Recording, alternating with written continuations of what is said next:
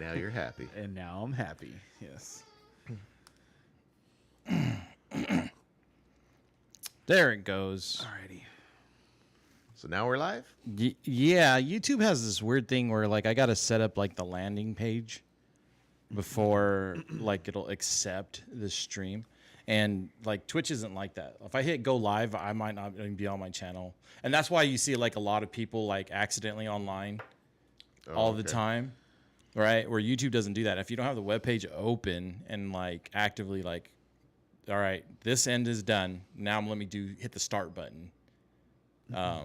It doesn't go live. At least that's been my experience with it. And then like Twitch and everything else, you can hit go live and not even have the windows or anything open. And it's just showing you live, right?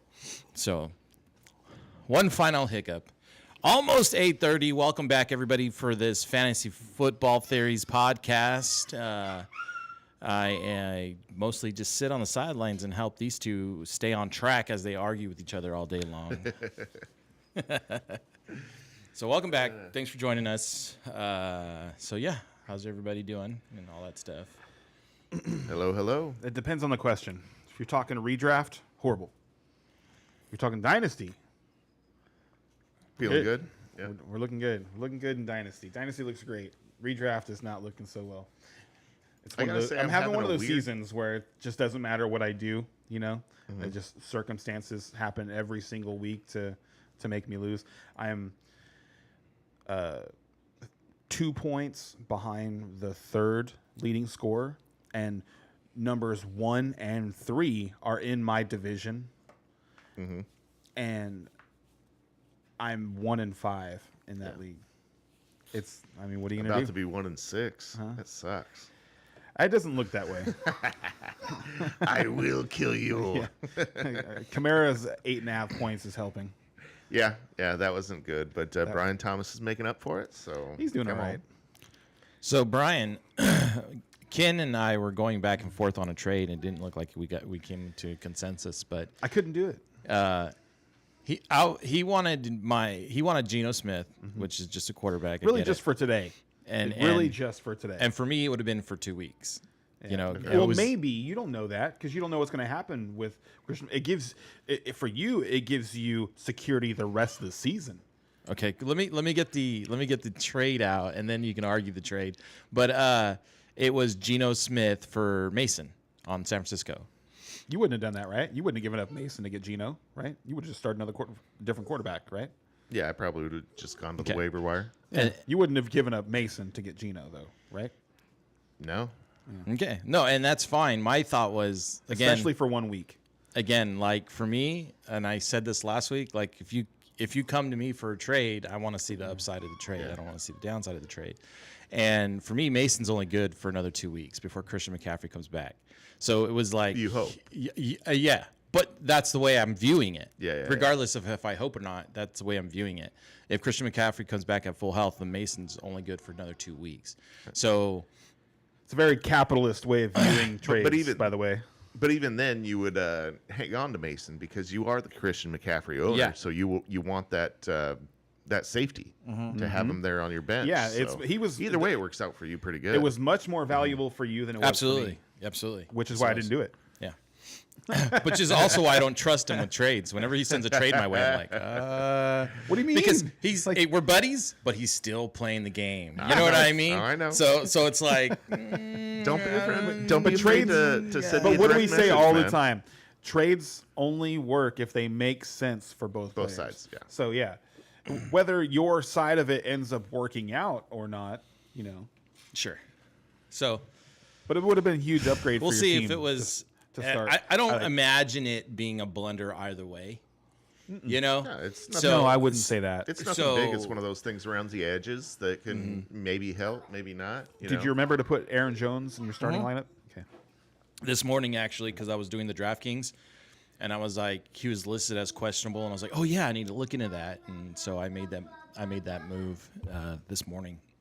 At the same time, looking to see if that trade offer ever went up, and I was like, okay, he must have made up his mind on this.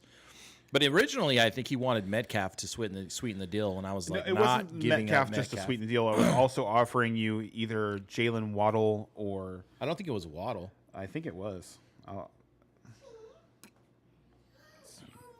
Might have been, but I don't think it was. So I have no homer minute other than we're going up against the Raiders, and I think this could be one of those games. Could be high scoring. It was Devontae. I offered you Devontae. That's not Waddle, right? No. Okay, I wasn't sure if he went by another name or something like that, but I offered you. Well, that was from. Yeah, for this week, at first, I offered you Mason, Dowdle, and Robinson because you had stronger need at running back. I'm actually starting Dowdle in my fantasy DraftKings. But no, you can't be starting Dowdle. He's on bye. I'm thinking Dawdle, I think. I don't know.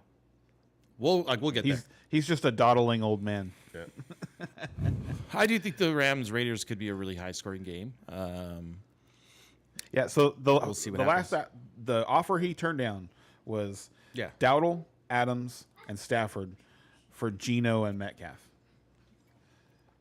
So essentially, like the quarterback doesn't matter because he wasn't going to start him anyway. He's starting Mahomes. And then it's Dowdle and Adams for Metcalf. And this is post-trade. Was it? Yeah. This 4 days ago. I mean, because the last time I looked at Adams going to the Jets, it was like it was still on my end, rumor mill. Like it wasn't like a finality thing. When did it happen? Tuesday? Something Wednesday? like that. It was Tuesday or Wednesday. That just means I haven't been looking at football since Monday. You know what I mean? That's all that means. It's a fairly fair trade. I thought so. I don't see anything major either way. Like, I don't see a big deal you turning it down. Yeah. But if you would have accepted, I would have been I see what you were going for there. So yeah, it was definitely a fair trade. I probably would have. When did I actually see, like, in my mind, confirmation was like yesterday or Friday or something like that. I think it was yesterday where I saw a highlight of Aaron Rodgers throwing him a pass in practice, and I was like, oh, fuck, that trade went through. So, had I seen that trade after that clip, I probably would have more than likely done that trade. Because I would have felt like, okay, I can give Adams for Metcalf. Like, I could do that. You know what I mean? Because that's where my mind would have went. All the other players would have been kind of fluff. But that would have been my, like, zone in, zero in on that trade. Because at the end of that trade, I still got to drop somebody from my roster. Right. You know what I mean? So I'm still losing a player. I don't know which one I would have done and all that stuff. But it might have been Stafford. That's the funny thing. I already dropped Stafford. I feel like you still have Miles Sanders on your roster. No, I dropped him last week. Remember? And he did okay for me. He didn't do all that bad. Well, Devontae Adams kind of leads into my homer minute because I am hoping that, he does not do good today. I am hoping that, he's got to get used to the system. He's got to get used to everything. But now that connection with Rodgers is very scary. Definitely worried about the game against the Did you see how happy they looked? Yep. Yeah, no, and it's just one of those things where it's like, when I watched that, what I saw was like two guys are like, yeah, that's how it's supposed to be, because Devontae runs the route and the ball's there right when he's ready to catch it, and for Aaron Rodgers, he's right where he threw the ball. Yeah. And that's been the biggest problem for the Jets is Aaron Rodgers is a guy that, and this goes back to Green Bay, when guys would make mistakes, Aaron Rodgers would be visibly upset and hold them accountable, and they would stop getting the ball. Like, if you're not going to be where I expect you to be, I'm not throwing you the ball. Right. And that's why Mike Williams is looking for a trade right now. Yeah. And, Tom Brady was the same way, too. I think he was just better at it. Brady was more the best politically in the world correct. are demanding, huh? Brady is better at politics than Aaron Rodgers is, despite the fact that Aaron Rodgers has been closer to the presidency than Tom Brady. Yeah. I don't know. I think that whole thing hurt his image, Rodgers, more than anything. Maybe it's his facial expression. It's the condensation in his face. For Brady, it's the frustration. You know what I mean? That's the difference I think I see. Like he's a little condescending. He could put you down with his facial expressions. Yeah. Oh, definitely. Yeah. You know what I mean? That's the thing. Yeah. He probably learned that at Berkeley. Maybe. So how's your Cowboys doing? Did you watch the video I sent you guys? The Jerry Jones one? Oh my God. I think I did. Those interviews are getting so good. That made my week. Like seeing that somebody had made that, because like it was horrible, man. I didn't get a chance to watch the beginning of the game, so we had a birthday party to go to, and by the time we walk into the birthday party, it's like 7 minutes into the game. The Cowboys are down 10-0, and the Lions are driving, and it was like right before that Laporta touchdown. I'm like, oh, it's one of these. Cool. Yeah, I don't have to watch. Like they didn't show up today. and I said this a few weeks ago, where I was like, it's almost like Mike McCarthy and the guys are laughing at everybody because they decided on Wednesday or Thursday that they weren't playing this week. Because that's what it looks like sometimes when they go out there, and especially when you get like, I have just not seen a team become so quickly disinterested in a game. Like they have so many talented players, and they just seem to have no backbone at all. Like the game starts to get out of control, and they just let it. I don't get it. There's no fight. Like if the Cowboys get down by 2 scores, they're more likely to be down by 4 scores than to come back. Right. It's crazy. Well, and on the other side, Detroit, I mean, they're looking great. And they're going to step on your neck if they got you down. They don't let you up. No, they look awesome. My favorite part of the game was I'm coming around to like Detroit. It's like, I think it's the score at the time is like 37-9 or something like that, 40-9 or something, and the Lions get a penalty called on them for like a illegal formation as they're trying to score a touchdown with their right tackle. At like the end of the third quarter or something like that. And they go over, the camera pans over to Ben Johnson, and he's just pissed. Like he's got this look on his face like, are you serious? You seriously called that right now? Like he's mad, like as if the game is on the line. I was like, we need that guy. Yeah. We need that guy. Yeah, Detroit seems to be the most complete team on the NFC side. They can do everything. Yeah. Like, and they actually, if they make the Super Bowl, they might get Hutchinson back. And right now they're in trade talks for Crosby. Okay, because I was very curious how Hutchinson is going to affect that D. Like, he is a backbone. Oh, man. And that might really affect their season. No, it will. Absolutely. I mean, not now. Good. They will still be a team that can win a playoff game. But when you're talking about, they have to be able to beat, like, they beat Dallas, and they beat them down. But that was a revenge game. It's the middle of the season. It's different than January. For sure. They'll probably have to play them again because the NFC's bad. It's bad again. But when they have to beat, they're playing a good team today. We'll see how they do against Minnesota. I'm going to pick Minnesota at home, spoiler alert. But I'm interested to see how well they hold up today. Yeah. It's a big test. And I think if they play well today and they do well and they're able to handle Minnesota, maybe they don't make a move. Maybe they just ride it out. But it would be really interesting to see if they got Max Crosby. That'd be pretty cool. Yeah. And then to just polish off my Homer minute, Alvin Kamara has officially requested a trade. Did he really? Saints, and the Cowboys are on the list. So yeah, that could be fun. Please do that. Yeah. Please let that happen. As a Kamara owner, I could go for that. Yeah, that'd be fun. I'll trade you Breece Hall for him. You'd do it. I might. You'd probably do it. Especially after today when he spanks you. Let's see, sir. He's the one I'm most excited for because teams, like now that Devontae's there, not only they're not going to be able to double cover Garrett Wilson, they're not going to be able to load the box against Breece Hall because Rodgers will kill them with Devontae Adams. Yeah, I'm very worried about how that Jets offense is going to work today. Yeah, I think the Adams piece is a big piece, and so if they have it working already, could be a long day for us. How many times do you think? Very curious how Russ is going to do. And then I've heard rumors about them going to play both quarterbacks. Did you? I'm like, oh, what are we doing, guys? What are we doing? My favorite take on the Russell Wilson and Justin Fields situation was, what if Mike Tomlin is throwing Russ to the Wolves by starting him against the Jets, and then he can say, I guess we got to go with Justin. Give him a chance. Gave him a chance. Yeah.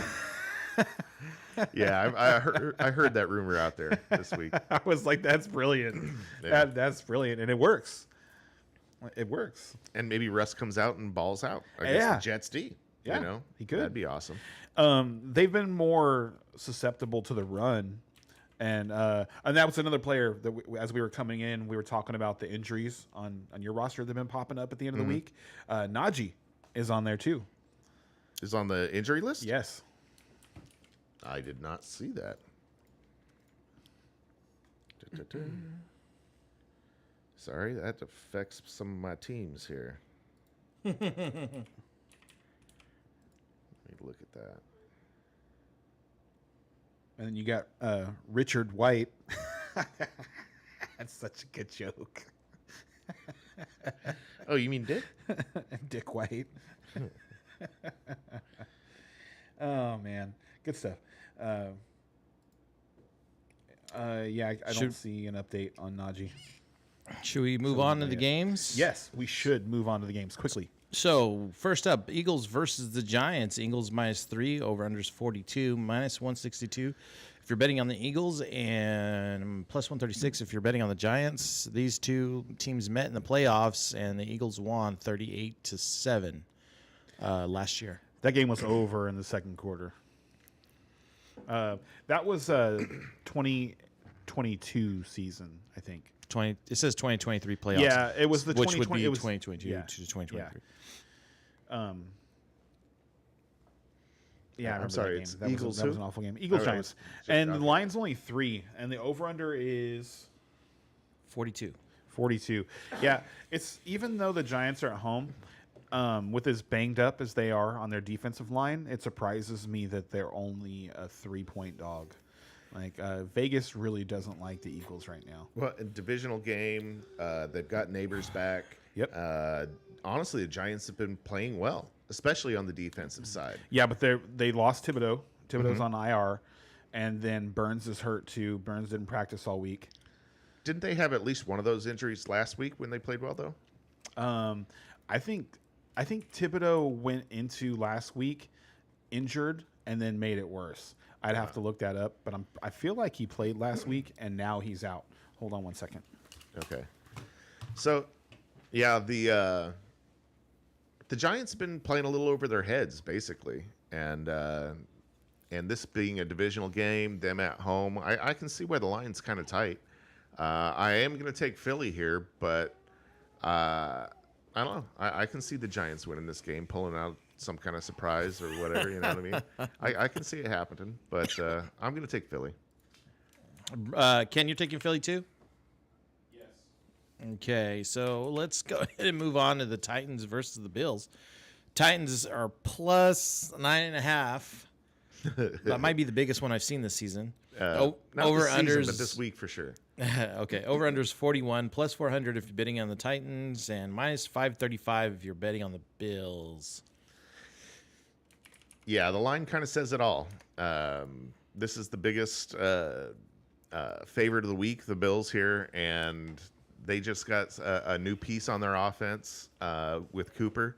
So they're going to be looking to try that out a little bit. I mean, he's just getting into the offense, but still, Allen's going to want to play with his new toy, and I think this is the perfect place to do it. I mean, they're going to have a 10-point lead to do whatever they want, so they're going to be able to try out the new offense.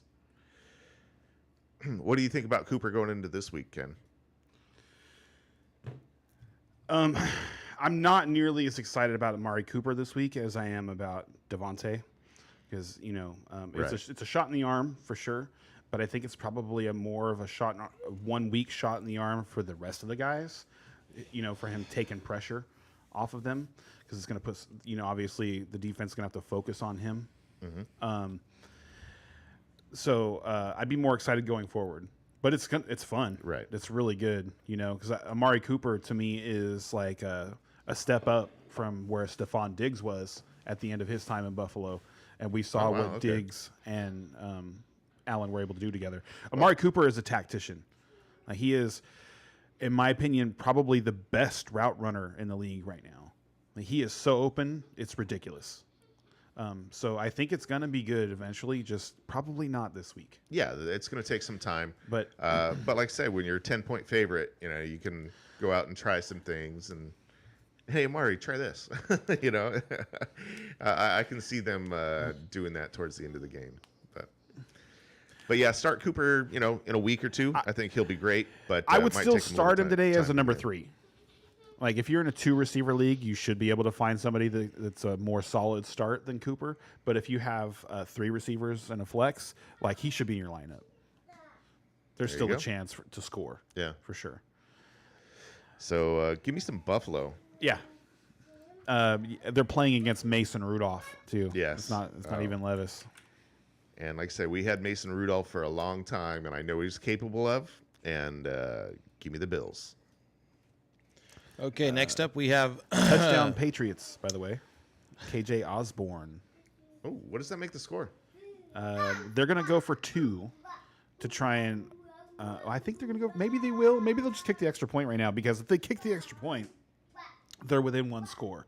If they go for 2 and they don't get it, then they're down 2 scores. Gotcha. So I think the play is to I think they're going to go for 2, but I would just kick the extra point here. How much time's left? 8 minutes. I would definitely kick the extra point here. Huh? I have 5 minutes, and the score is 25-16. What are you at? Oh, you know what? I paused it for a minute, so I'm behind you. So they went for 2 and they didn't get it. Obviously. I would not have done this. All right, so next up we got Detroit Lions versus the Minnesota Vikings. Detroit's plus 1.5. The over-under is 50.5, plus 100 if you're betting on the Lions, minus 120 if you're betting on the Vikings. Now, it looks like the last time these two teams met, the rivals, so 2023, where the Lions won 34-23. Man, this is going to be a fun game. I can't wait to watch this game. This is really going to tell you a lot about the NFC, period. I agree. These are 2 powerhouses in the same division, and this is the first time that we get to see them together. Is Sam Darnold for real? Justin Jefferson should be amazing today. Amon-Ra St. Brown should be amazing today. There is just all kinds of goodness in this game, and I'm looking forward to watching it. This is going to be fun.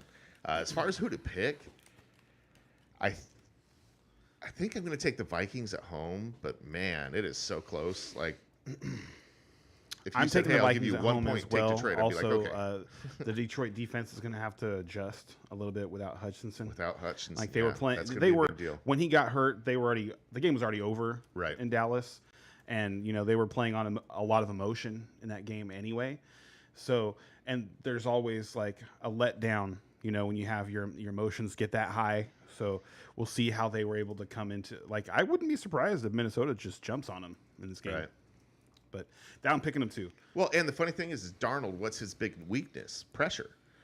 And now Hutchinson's out, and they can't get the pressure on him. Mm-hmm. I think the Vikings are going to be good. I agree. Okay, so... Did you take them too, Ray? No, I took Detroit. That's a good lone wolf. And you two are taking Vikings? Okay. Yes. Yeah, and, I just finished saying that, I think they're the most complete team right now on the NFC side, so... that being said, I haven't seen them have any struggles on the road or anything like that. So, yep, I'll be taking the Detroit Lions. Next up is the Bengals versus the Browns. Bengals are minus 5.5. Over under is 41.5. Minus 230 is the money line, and plus 190 if you're betting on the Browns. Nick Chubb is back, but not playing. Is he not active today? I don't think he's active. I'm pretty sure he is. Double check. I thought he was inactive. I'm pretty sure he's just on a pitch count. Well, he's definitely going to be on a pitch count if he plays, for sure. And Cleveland is, selling off their pieces at this point. So are they? Yeah. Well, they sold off Amari Cooper. He has no injury designation for today. Okay. Interesting. Yeah, well, definite pitch count. You don't want to start him today, I don't think, unless you're truly desperate. But I mean, he's probably going to get the ball 10 times maybe. Officially active as of 21 minutes ago. Ah, okay. I thought I had heard something. I thought I had heard something that they were gonna. I mean, they're definitely gonna limit him, but there's no Ford today. And Deontay was already hurt. Deontay Foreman. Yeah, but he's healthy now. Right? He's healthy enough to play. Yeah. And like I think if you go out there and 2 plays into the game, Nick Chubb like breaks a tackle, makes the guy miss, and has a 15-yard run, you're probably going to see a lot of Nick Chubb. But even then, you're only going to see him 10, 12 times. Like they're not going to give him the ball 20 times. I disagree. It depends. It just depends on where the game's at. Like I think if he goes out there and he looks great right away, like does anything that's like, oh, that's Nick Chubb, like you just let him go. Let him go. But I mean, he's your franchise player at this point. Like, are you going to risk him in a game that doesn't matter? And when you can just ease him back in? Honestly, that really depends on what Cleveland's goals are for the rest of the season. Like, are we looking at Cleveland as a team that's going to make a second half run to the playoffs? Or are we looking at a team that like needs to sell some tickets? So Chubb is just going to sell tickets, you know? And he's very good at it. And he's expensive. Yeah. And he's like, I know he's really excited to get back. I follow him. Right. And he's very excited to get back and pay back the fans and the franchise for all of their patience and support. So it's not, I feel like it's not your typical injury situation where like, you know, where we're waiting for guys to come back for weeks and weeks and weeks. And they're just like, well, the guy didn't even look that hurt the last time I saw him. How hurt is he? You know, I think it's like Nick Chubb's just a little bit different animal, you know? That's just my expectation. What I've seen, and like the guy is just a monster. I don't know if you've seen any of the videos from him working out this year, this off season. Like he still squats like 800 pounds or whatever it is. It's like the bar bending over his shoulders with weight on it. It's crazy. The guy is just a monster. Is there a bet here? Like I'd bet that he'd have 10 touches or less. I'll take that bet. All right. Hat bet. Hat bet. Hat bet. All right, that's a good one. That's a good one. Good hat bet. 10 touches or less. So 11 or more, and I win. Yes. All right. All right. Sweet. As far as this game goes, like I say, I think the heart has been taken out of Cleveland right now. They're just they're going to lose badly. Nick Chubb is their heart. Cincinnati's going to crush their heart. Who are we doing 11 touches on? Nick Chubb. Nick Chubb. Yeah. Okay. I don't think Cincinnati has the ability to crush anybody's heart. When you play defense that bad. But Cleveland doesn't have any offense, so what does it matter? They just got Nick Chubb back. No, I'm with you. So, Amari Cooper leaving. First thought is huge downgrade to their offense, but you never know. You never know exactly what's going on in the wide receiver room. Fit the system that Watson plays better. Who knows? Maybe like Amari Cooper being the alpha means that he's going to dominate. What's the word I'm looking for? He's going to preference in terms of play calling, right? And he's also going to be the ones like when we call this play, Amari's running this route. There's going to be some spread out to that stuff. Like Judy's going to get some of it. They still have Elijah Moore. But the guy that I'm excited about and the jersey that I already own is Cedric Tillman. Second-year receiver. He's 6'3", 220. He has flashed on screen, is willing to do some dirty things. Like if you remember last year, he had that pancake block in that Ravens game. Still, that's one of my favorite plays from last year. So I'm excited to see him do something. I had kind of because Deshaun Watson was so bad, I had dropped him in some of my dynasty leagues, and as soon as they traded Amari, I went back and made sure that I was able to pick him back up in every dynasty league because I like this kid. I think he's got some like a little bit of Terrell Owens in him. Like he has the ability to as a big body receiver to play the slot and he's a tackle breaker. So I like him. That's what I'm most excited about and watch this game, other than Nick Chubb. Obviously, it's going to be great to watch Nick Chubb, but Cedric Tillman on that side. And then the Bengals side, I mean, just start Burrow, start Chase, start Higgins, start Chase Brown. I was going to say Zach Moss is playing, right? The Zach Moss experiment appears to be fading. But he's still a better blocker than Chase is. He's still going to get in there, and he's still going to be a part of the game plan. But, yeah, the one that you want to own fantasy-wise is Chase Brown. Agreed. I agree. Yeah. So you guys are going what? Bengals. The Browns are at home? I'm going to take the Browns. You do that. Let's do it. You do that. Next up, we have Texans versus Packers. Texans are +3. The over-under's at 48. +142 if you're betting on the Texans. -170 if you're betting on the Packers. Last time these two teams met was in 2020, and the Packers won 35-20. Oh, wow. It's been a while. These are two completely different teams from then. This is a great slate of games today. Dude, I'm telling you. It really is. Yeah, this is the second game that we've talked about that is like, oh, my God, that's going to be great. And there's another one still. There's two. Actually, there's 2 or 3 more. I was going to say Steelers-Jets is going to be amazing. There's a Super Bowl rematch. Yeah, no, there's some. San Francisco and Kansas City. The match of this era, is happening again. So and the Chiefs own. We'll get that to that. We'll get to that later. Yeah. Amazing games today. Amazing games, and I feel like this is going to be a really high-scoring game. I can see that. The weather is really good in Green Bay today. It's supposed to be like 80 degrees at kickoff time. So I think it's going to be one of those, like back and forth shootout games. I think this one's going to be fun. Yeah. I mean, Love is hot. Houston's been doing good. Like Stroud, he's been impressing me, ever since last season. And I feel like he's going to pull it out today. I mean, it's tough on the road. Green Bay's favored by how much? I think 3. 3? Yeah, that sounds about right. But I don't know, man. I think Stroud's amazing. Love is good.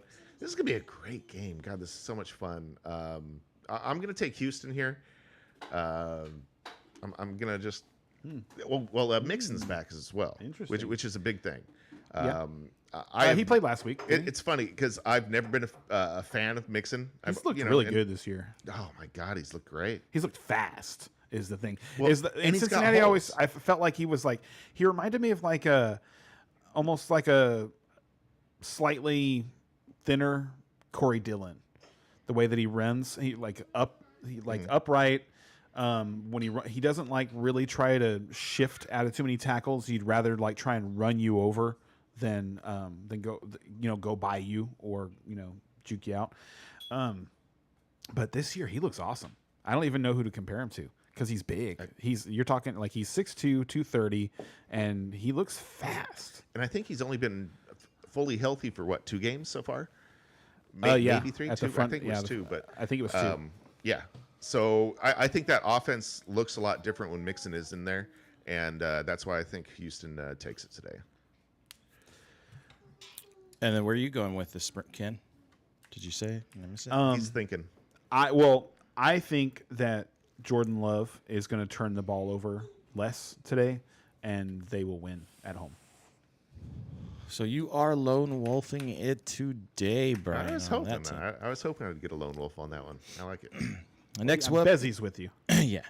Next up is Miami Dolphins versus the Colts. Miami is +3. Over under is 44. +130 if you're betting on Dolphins, and -155 if you're betting on the Colts. This is a sneaky game. Sneaky how? Well, these defenses are bad. So are the offenses. Yeah, you're right. I don't know. This is the opposite of the games we were talking about before. This is not one I'm looking forward to. Well, yeah, it's, the reason I'm just saying, like, I believe the Dolphins, since the last time we saw them, have lost Jalen Phillips, their best pass rusher. He's done for the year. We watched him on that Monday night game against Tennessee, and he was trying to get through it, and he couldn't get through it. And they announced the next morning that he was out for the season, torn Achilles, or not Achilles, I think ACL. So I don't know how he was playing at all, because it had to have been torn, and he was trying to play through it. Tough dude, but it's a big blow. Yeah. So I don't think that the Dolphins are going to be able to put any pressure on Richardson, and that's when he struggles. Right, is because he just like it's one of those things where it highlights how little football he's played, because he doesn't, like, if you watch Mahomes, you watch like Russell Wilson, you watch these guys that are good, but almost better out of the pocket than they are in the pocket. They are also good at setting up defenders so they can get outside of the pocket. And that's not something that Anthony Richardson has figured out yet. Like, he will run into where the containment is rather than actually set guys up and then get outside the containment. So I think not having that pressure and for him being able to go first read and actually get to a second read, they might be able to do something. This will be a nice little scrimmage game for him. Get him on track. Yeah, there you go. Yeah, and Miami is hapless right now. Oh, God, it's so sad. Yeah, it's so sad because they have such explosive weapons. I know. They are making Tua look very valuable. Yes, they are. Yeah, give me Indy in this one and a laugher, honestly. Really? I think Indy's going to blow them out here. Oh, wow, that's interesting. No, I'm going to take the Dolphins. I think. Oh, wow. Yeah, I think the Dolphins are going to win. We're talking about. So, when the NFL season gets rolling, like, these teams get very into their schedules. Like they have things planned out, for the season in terms of like how they're going to travel, where they're going to be day in, day out, and they don't get a chance to like readjust and make new plans until their bye week comes. The Dolphins have now had their bye week. They've had an opportunity to actually like implement a game plan that might be effective for who's starting. Is it Huntley? Yeah. Is it Huntley, right? I think so. Yeah. That might be effective for Huntley. They have struggled to get the ball into the hands of Waddle and Tyreek Hill. I feel strongly that they will be able to do that today. I don't feel strongly enough that I'm going to start Jalen Waddle over Josh Downs in the same game. But I do think it's going to be better than what we've seen. Okay. Today. All right. Yeah. And then they get Tua back next week. Next week, right? Yes. Okay. So, Brian, you're going Colts? Yeah. I mean, yeah. Okay. And you are going... Is Ken lone wolfing that one? Am I lone wolfing on the Dolphins? Yeah. I'll take that. They're explosive. I'll take that. Oh, and what is he? What's up, buddy? What's up, Izzy? He hasn't said any... I think he just name-dropped his picks. He hasn't said anything since he's been took here. off? Yeah. Went to brunch? Which is not a good idea because now you're missing... He missed 3 picks by doing that. Like, so... Like, he didn't pick the Lions-Vikings game. He didn't pick the Chargers-Cardinals game, and he did not pick the Vikings-Rams game. So I think what he probably did was just kind of looked at all the Sunday games and just happened to miss one. But anyway, next up is the Panthers versus the Commanders. We are now getting into the afternoon games. The Panthers are plus 9.5. Over-unders 51, plus 360 if you're betting on the Panthers, minus 470 if you are betting on the Commanders. And I think the last time these two teams played was in 2022, where the Commanders won 23-21. This is a sneaky game right here. This is going to be a fun game for fantasy, I think. You've got that really bad Washington defense, and you've got Andy Dalton, which is actually a capable quarterback on the other side. He's going to be able to do something against that Washington defense. And the Washington offense is so much fun to watch right now. I'm so happy for Terry McLaurin finally getting a quarterback that can throw the ball to him. It's wonderful to see. I do think Washington takes this game in the end, but I think it becomes a bit of a shootout. You know what I mean? This feels like 37-30 or something like that. I think there's going to be some fantasy goodness out there. On the Carolina side, there's lots of value out there. Deontay Johnson is healthy. You definitely want to start him today. They've got a tight end, Sanders, who, if you're desperate, you could throw in there. Actually, I wouldn't even say desperate. Yeah. I made that pick last week in DFS, and he ended up with 7 targets. Yeah. He had a good game. Which is why it's like, okay, this guy could do something this week. And they're going to have to score. Absolutely. I think Jatavian Sanders is a great play in DFS today. Yeah. Again. Yeah, he's in my lineup, so he should be. He's good. So who you got here? I'm going to take the Commanders. Yeah. They are at home, right? Washington. Yes, Washington. I never is at looked home. that up. And it doesn't say on here, so I never have that readily available on my fingertips. Sorry. This is kind of fun because we haven't seen that city, excited for football in quite a while. Oh yeah. And if you're a Commander fan, you're on cloud 9 right now. You got to be. You're like, yeah, we did it. Like we won the draft. Yeah. Like we're first in the division for in October for the first time since like 2010 or something, like 2012. Look at the running game. They picked up Eckler for nothing, and it turns out Eckler is still good. That was my favorite pickup all over the place in Dynasty this offseason. Was Eckler was nothing. Yeah. I was getting him for like 4th round picks, and he's been so good. He's been so good. And he's going to continue to be. And today, one of those running backs I feel like is going to go off. Now, which one? I'm not sure. I think it could be both. I think you have to bet on Robinson, but I said this last week when we're talking about going off for Eckler. I don't think going off for Eckler means like 25, 30 points anymore. I just don't. I don't think he's going to get that kind of volume, even in a game where he's like going well. I don't think with they're ever Brian going to get him Robinson healthy, that's just not going to happen because Brian Robinson has been He great. said he could have played last week. He was upset that he didn't play last week. So I know he held a questionable tag all week long, but I'm playing him like he's not hurt against like the worst rush defense in the league. Yes. So, Brian Robinson, great start today. Yep. Yes, sir. And he's been awesome this season.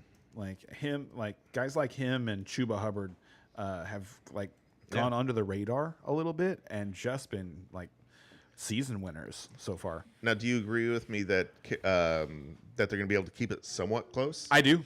And that it's going to be a high-scoring game? Because since Andy Dalton has taken over, the Panthers look like a team that has weapons. Yeah. And they do. They have some interesting pieces. Like, I really like Xavier Legette. Like, when we were doing rookie evaluations, like, my comp for him was Devontae Adams, and he's got some of that in him. And with Deontay on the other side, you got the kid tight end, Jatavian Sanders, who was my favorite tight end coming out of the rookie class. Next to, I actually, as a receiver, I like him a little better than Ben Sinnott. But Ben Sinnott has the ability to just play every down, which is great. Right. And probably more of a goal line threat. Anyway, and then they've got, Chuba Hubbard playing great, and then pretty soon they're getting Jonathan Brooks back. But today, that should be interesting. I think they'll be able to keep up with the Commanders. I thought the line was way off. It's like 9. Yeah, 9.5, I think. It's the biggest line of the day, I think. We had another 9.5 earlier. Yeah, there's 2 9.5s this week. What's the other one? Is it the Raiders and Rams? No. The one we talked about earlier. Bills Titans and and Bills. Yeah, Bills and Titans. Yeah, that makes sense. That one makes sense. Yeah. That one makes sense. Buffalo's at home. Tennessee has been awful, and they're starting a backup quarterback. Yeah, that makes sense. But this one doesn't make sense to me. So I think what he's saying there is take Carolina in the points. Yes. I'm going to take the Commanders to win the game, but the Panthers to keep it close. And I think this is the highest over-under of the week. This one is? I think so. I think it's like 53. It's 51 right now. So Nice. it might have moved because this thing flashes at me like the lines move. 51 and a half is what I have on CBS. Okay. This is DraftKings Sportbooks. Yeah. So it's like if you're betting on DraftKings. And that is tied for the lead with Seattle and Atlanta. Nice. Okay. Okay, so it looks like we're all going Commanders there. Yes. Vikings. Now you chirp up. What's up, Bezzy? So you're also missing Chargers, Cardinals, and Rams, Vikings too as well. Anyway, next up we have Raiders. Did you have something? No. Okay. I was just saying hi to Busy. Oh, okay. Next up we have Raiders, Rams. Let's see here. Raiders are +7, over unders 43, +285 if you're betting on the Raiders, -360 if you're betting on the Rams. The last time these two teams met was in 2020, and it was a 17-16 comeback victory. Rams are at home. That was the Baker Mayfield game, right? Maybe. That it might have been. Yeah, I think that was the game, the week where they traded for Baker Mayfield on like Tuesday or something like that, and then started him on Thursday night. You remember that? In 2020, though, was it? Huh? That wasn't in 2020. When was that? It might have been. Yeah. Was it that long? Yes. Huh. Because Baker, that wasn't after that. He went to. Was it Carolina? No. Did he get traded? Did he get traded from Carolina to Los Angeles? He was all over the place for a while. For a little while, he was. Yeah, I can't remember exactly how he got to being there, but I remember there was a game where he got traded to Los Angeles in the middle of the week, and then threw a game-winning touchdown pass with under a minute to go. Do you remember that? I do remember that. Yeah. Yeah, that was a great game. So the injuries notable, which I would argue there's a couple more, but notable fantasy injuries for this game is Cooper Kupp and Jacoby Myers. Yeah, we thought Kupp was going to play this week, but no go. We thought there was a chance that there were going to be points scored in this game, and now we have no hope of that. Okay. I mean, I think that hurts Kyron Williams too. Kupp not being there? Yeah. I think it hurts the whole offense for sure. But I still think the Rams are going to be able to do enough to get the win today. Oakland. I can't get over that. Vegas They'll always be the Oakland Raiders. They always are in my head, but they've just given up. I mean, obviously they're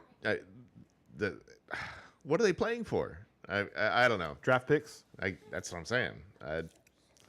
I see nothing good happening on that side of the ball. There's not even anybody I want. Is there anybody you want? Brock Bowers. Bowers. Is there anybody else? You could start Madison because you can run on the Rams, and they're going to have to. They don't have anybody to throw the ball to. But based on what happened with when they were missing pieces before, I'm not willing to throw Trey Tucker in there. No. When I feel like he is one of those guys that he's a nice piece to play if you like in a situation where the Raiders are going to score points. If you expect him to score points, he is a gadgety player. He can he's a nice dart throw, But I don't want to try and count on him for anything. No. But Bowers, yeah, this is gonna be awesome. And then just got to mention with Kupp out. What's that kid's name on the Rams? Whittington. Whittington. Yeah. So I actually liked him anyway, even if Kupp was going to play, because it takes some of the pressure, and he has earned more targets over the last couple of weeks than Demarcus Robinson has. Mm-hmm. So I was kind of excited about the Rams offense, with Cooper Kupp. I was going to start Matthew Stafford against you, and now I'm not. Yep. But are you taking the Rams still? I am taking the Rams still. All right. All right. So if they feel like him without Cooper Kupp, so do I. Next up, we have Kansas City Chiefs versus San Francisco 49ers. +2 on Kansas City Chiefs. Over-unders 47 +105 if you're betting on the Chiefs.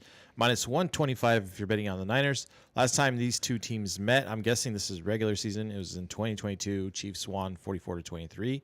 The 49ers are at home, and your injuries are Deebo Samuel, and no major impactful injuries for the Chiefs. Wait. Did you say Deebo's out?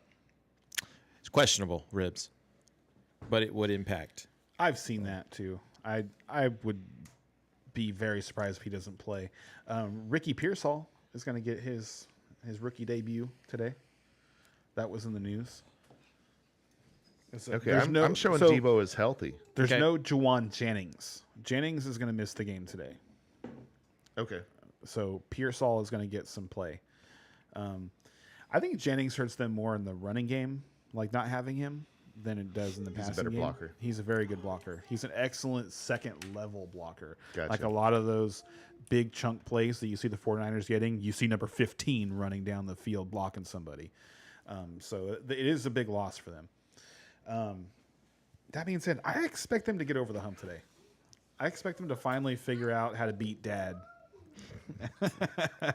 You're going to go Niners? Because that's what this feels like.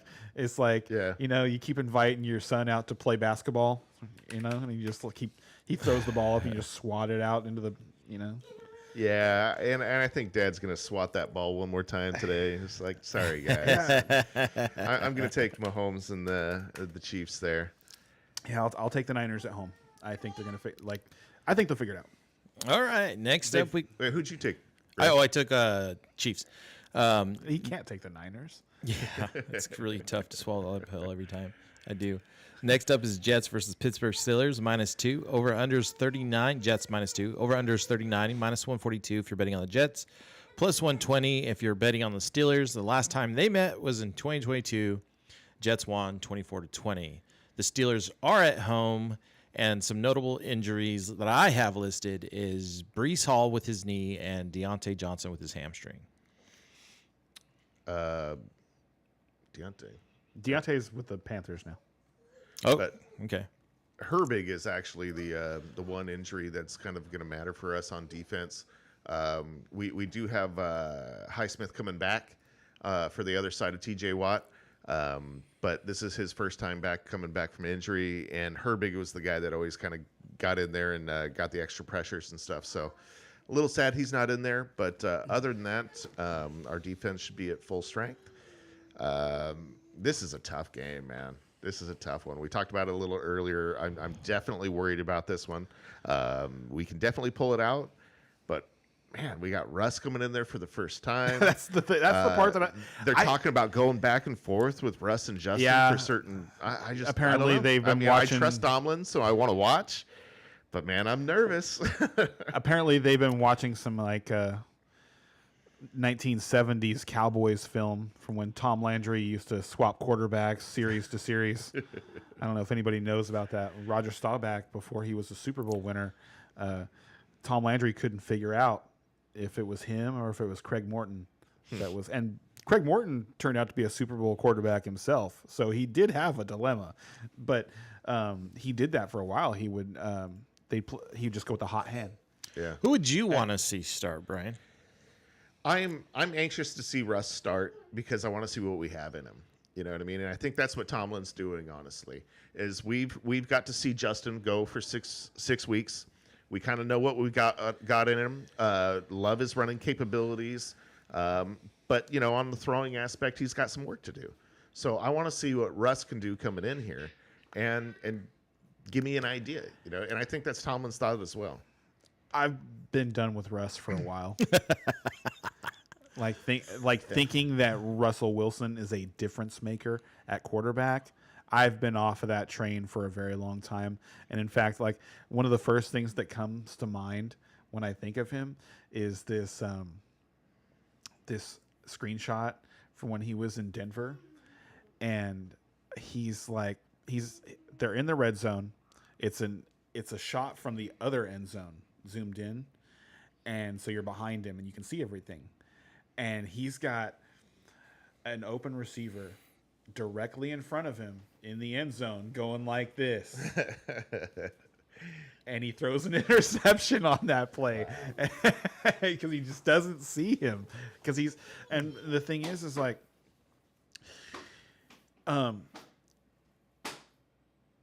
offensive and defensive linemen are extremely big. You can't see over them. Most of them are like 6'3", 300 plus pounds. Most of them are. All right. So when you're talking about a 5'10", and I think they have listed him at 5'11", so he might even be shorter than that. It's like Kyler Murray is listed at 5'10", he is 5'8". They struggle to see, and Drew Brees was successful, but Drew Brees also threw with anticipation. Like, he would throw the ball when you look at the Saints from that same cam. Drew Brees would be throwing the ball before guys were open. He'd be throwing the ball to specific spots. And Russ is not that kind of quarterback. Right. Never has been. If he doesn't see it, he's not throwing it. And at this point in his career, he doesn't have the escapability to be that ineffective as a pocket quarterback. And so if it were me, I would not be starting Russ.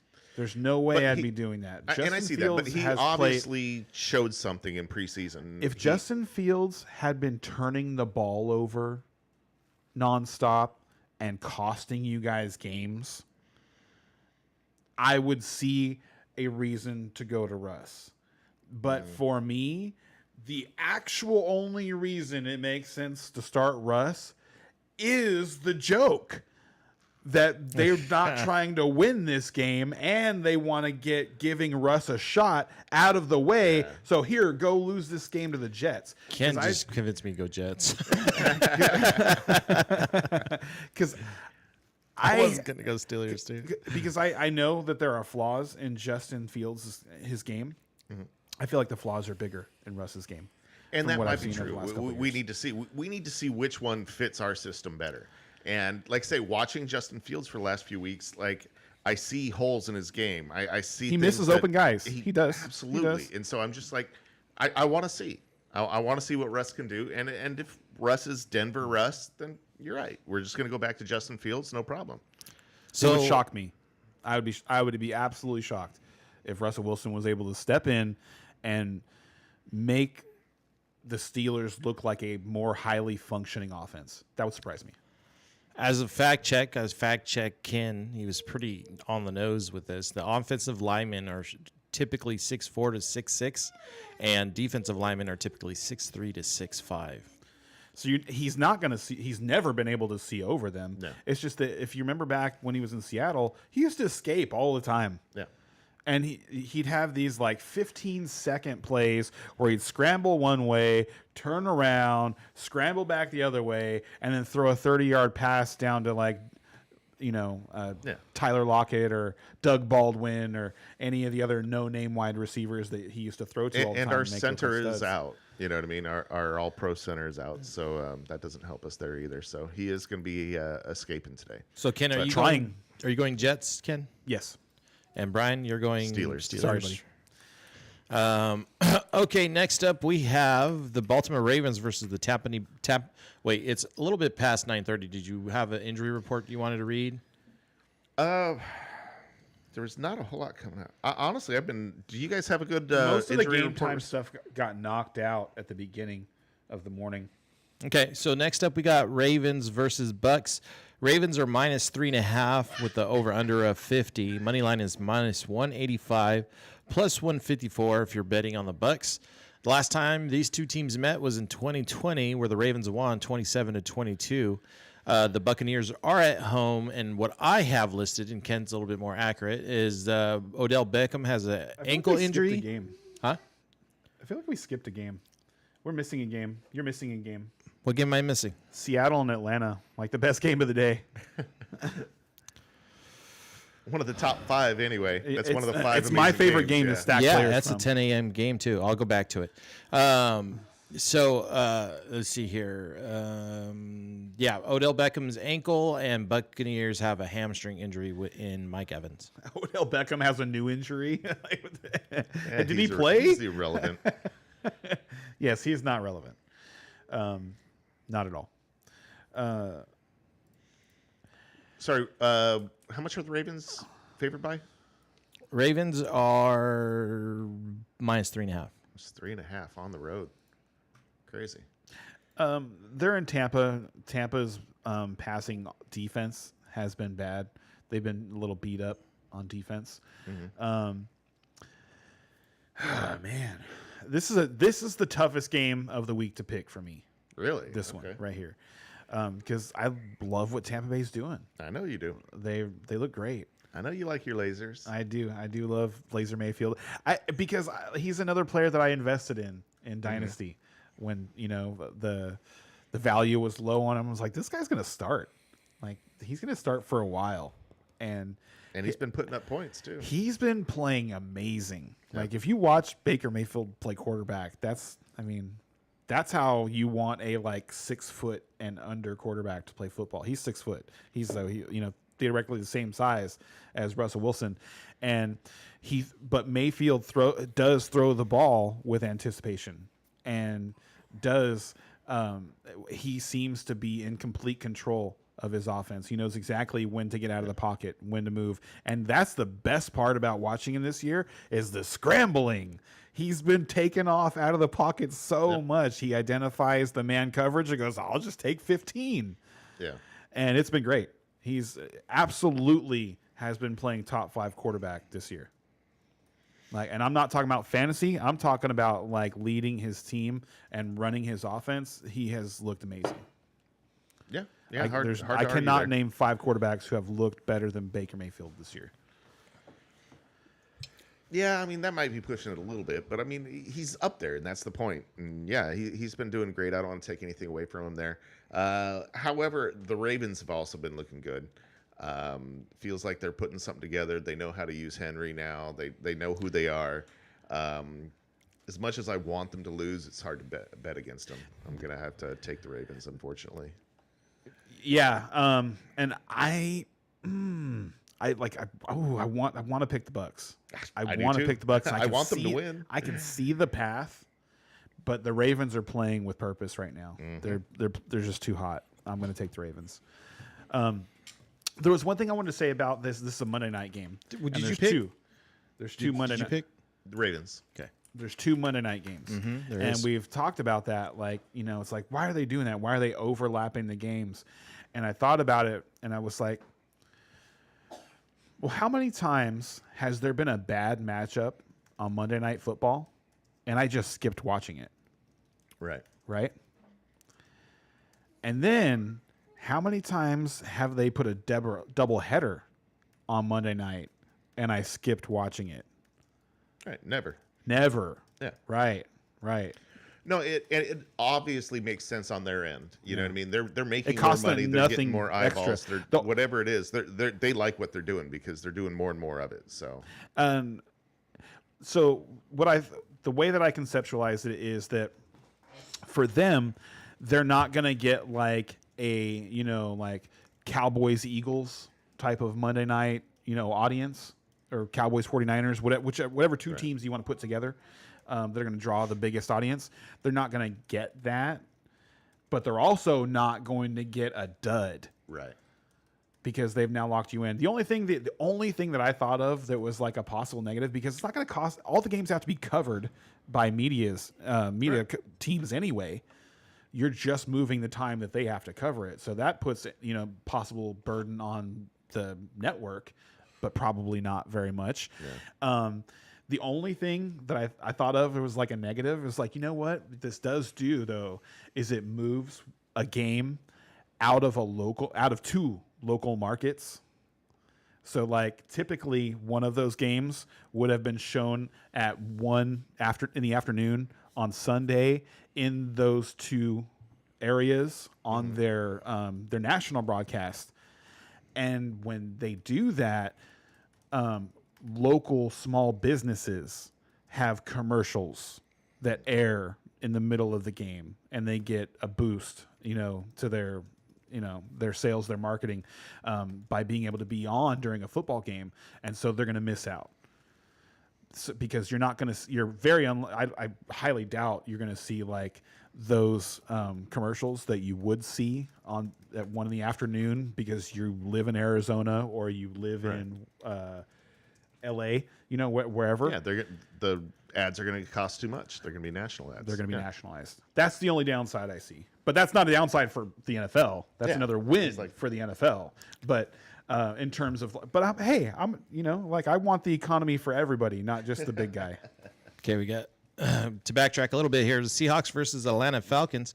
Seahawks are +3. The over/under is 51.5. +136 if you're betting on the Seahawks. -162 if you're betting on the Falcons. The last time these two teams met was in 2022, where the Falcons won 27-23.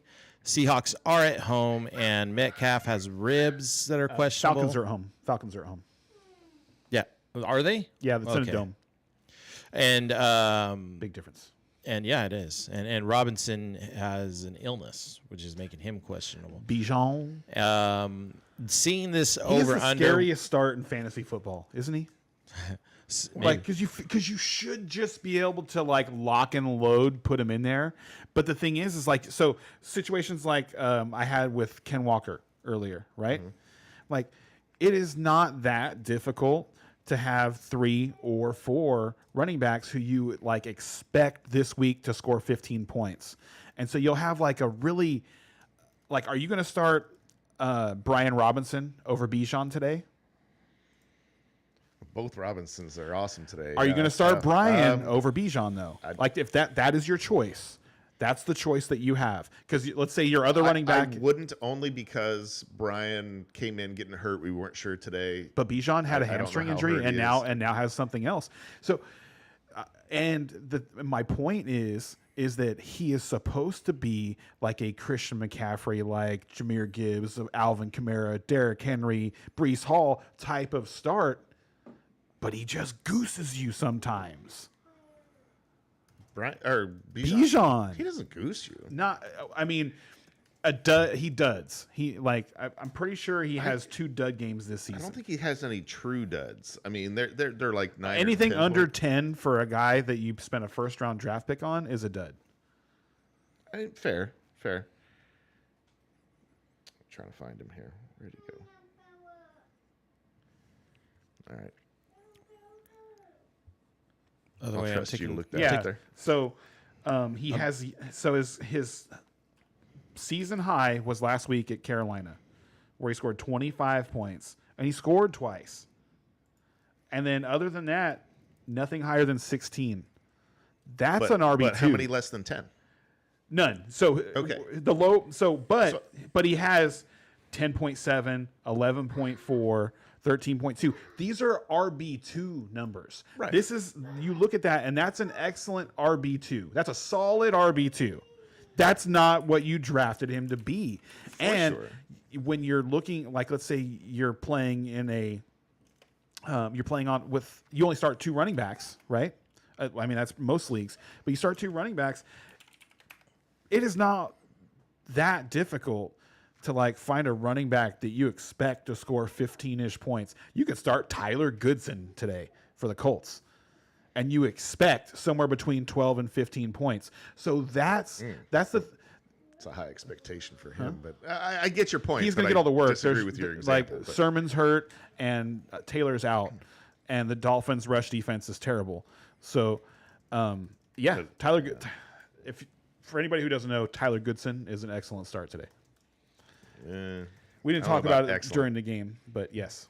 He's a start. I don't know about excellent start. It's an excellent start. I don't think so. Okay. We already have a hat bet. Third stringers on a bad team, like, no thank you. But yeah, all I'm saying is that Bijan is that running back that gives you regret when at the end of the day, more often than any of the top running backs. And he was the number 2 running back off the board. Maybe honestly, one. I'd be more disappointed in Breece Hall so far. You know what I mean? Look at Breece Hall's numbers. he's had a couple of duds. But basically, both of them have been disappointing for what you wanted from them this year. Those two were supposed to be. But Brees has hit 18.5 4 times. But he's been less than 10 twice, right? Yes, he has. That's big. But he also got hurt in one of those games. Yeah. So, and one of them was against Denver. Like they, yeah. And that Denver D is really coming out to be one of the best in the league. So yeah, they've been great. They're for real. They've been really, really good. So where are we picking today? Said, this is going to be a high-scoring game. I agree. Sorry, guys. This is why I was trying so hard to get DK from him, because I feel like this is DK's had 2 kind of mediocre games the last couple of weeks. And also, Geno Smith has yet to throw for multiple touchdowns in a game while leading the league in passing yards. And it's just like those 2 things don't seem like they can continue when you're, you can't continue to not throw touchdown passes and lead the league in passing yards. Right. One of those 2 things is going to go away. Either you're going to stop throwing for so many yards or you're going to start throwing for some touchdowns. And I'm expecting it's going to be touchdowns. And that's where I would expect him to go is either, the thing is JSN is getting end zone targets, though. He got 2 of them against San Francisco, I think. So it's going to be interesting, but I expect this game to come down to the wire. Agreed. And a high-scoring game. This is, the 4th 50-point game? This is going to be a fun week of football. Start everybody. I'm going to go with Atlanta here. I think Seattle's the better team. Together. And we'll find a way to pull it out. It's 49-51 for me. That's a very close one. Okay, and I think I fixed the error that I was having with the home versus away games. I was reading the last time they met, they were at home. Last time they met, they were at home. Okay, so I think I fixed that. So next up is the Chargers versus, let me see, I got to scroll back down. This is the second Monday night game. Yep, the second Monday night game, Chargers versus Cardinals. Chargers are -1.5. The over-under is 44. -120 if you're betting on the Chargers, +100 if you're betting on Arizona. And the last meeting that they had, Chargers won 25-24. Chargers are at home, and injuries of Cardinals note. are at home. Are you serious? Yeah. Okay, yeah. So I'm not going to trust this anymore. There you guys go. These are 2 teams on different tracks here. I feel like Agreed. The Chargers are putting things together, really kind of figuring out who they are. They've got that strong defense. They've got that strong running game. They've got a good quarterback. I think they're moving along, putting things together. Whereas Arizona has no idea what's going on. And I feel like they're going to regret beating the 49ers when it comes to draft time. Right? And they're picking number 3 instead of number 1. I really expected Arizona to be a lot better this year. I didn't expect them to be real good pieces on their team. I expected them to be more entertaining than they've been so far this year on offense. Kyler Murray has been the biggest disappointment in fantasy football to me. Yeah. And actually, probably not just to me, because I believe he was Matthew Berry's ride or die this year. I've got him in a few places too, so I'm definitely sad. I have him in my other redraft. You have him in the redraft, and we're in together, and I have him in the other one, and I'm trying to turn him into Caleb Williams. Yeah. I hope he puts up 30 today, just as a present to you. Yeah, it would be in one sense. It's on one side it is a gift, and on the other side it'd be horrible, and it would probably cause me to lose in both. Right. That's the way it's been going for me in redraft this year. But it's crazy because it's going like that for me in redraft, right? In my so I'm picking the Chargers. I think we're all picking the Chargers, right? There's not really anything interesting here. It's J.K. Dobbins has been awesome. You start Dobbins. You start Marvin Harrison Jr. You start McBride. I'd stay away from the Cardinals running back situation right now, although I'm watching Trey Benson because hard to bench Connor though. He's hurt. I thought he was still playing though. He is, but but Benson's going to be eating more into his work. I think that's going to start happening now over the next few weeks. And as we get to the point where the Cardinals are completely out of contention, you're going to wish that you had Trey Benson. So I'm definitely curious to see what he can do. I want to see what Benson he was my favorite, a second favorite running back coming out of the draft class this year. Yeah, and it's not just because he's a Florida State guy, although that does help. But no, Benson is a tackle breaker. He's got size, he's got speed, and I think he's just got more juice than James Conner. So eventually he's going to take that over, but we'll see how long it takes. right on. But other than that, this is a really unexciting game. I'm really not trying to start a bunch of pieces out of this game. Yeah. Who do we got? Oh, sorry. No, go ahead. I was just going to say, who do we got Thursday? Vikings and the Rams. I'll read that out right now. Vikings, Rams. We know nothing though. Look at how different the game was this last Thursday. We went into when we picked the game for Thursday, Chris Olave had yet to play and then essentially missed 2 entire games. So, we picked the game for the Saints, and they were missing 5 different players that we expected them to have. So, I'm not picking this game. Well, I'm picking Minnesota. I'm just not. No more picking Thursday games for me. You'll pick Minnesota Vikings. We'll keep the tally going too. I'm not going to fucking change the tally. I'm not going to change the format. We've been doing it for 3 years. I know, but it's irritated me for a long time. I've brought it up multiple times. All right. So, Brian, you're going Vikings. Yes. Okay. So the game is, as of today, -3, over-unders 46, money lines -155 if you're betting on the Vikings, +130 if you're betting on the Rams. Let's take a look here. The only thing that I'm really interested in this is whether or not Cooper Kupp's going to play. It doesn't look like he is. I don't think so either. Yeah, looks like he's still listed as out. Justin Jefferson's still questionable with a hamstring. Well, they just have such a quick turnaround. It wouldn't make sense for them to not play him today and then try and play him on Thursday when they have to, when they have they're going to have one practice before the game. They might practice on Wednesday. But sorry, I'm looking at my DraftKings lineup. Oh yeah, we could do that. I have, and I didn't really have anything to say about practice. Practice. Talking about practice. All right. It's almost 10, so I'll just go ahead and throw my lineup out there here. For cash game, which is what we usually do first, what we care about more usually here, I'm going with Geno Smith. 5,800 is just way too much, or way too little for him. And I'm going to stack him up with Metcalf, who at 6,800 is a pretty good deal himself. Running backs, I'm going to go with Austin Eckler against that horrible defense. And at 5,900, he's just kind of a steal here. Chuba Hubbard is also 6,500 underpriced. Got to go with it. Drake London on the other side of the Seattle game, 6,900. Again, it feels like he's underpriced there. My one bargain of the week here that could really bite me in the butt is Coker, wide receiver I for can't believe Carolina. You did that. I can't believe you did that. Only 3,000. Stone Min. He's been taking airball that one. He's taken Thielen's spot, man.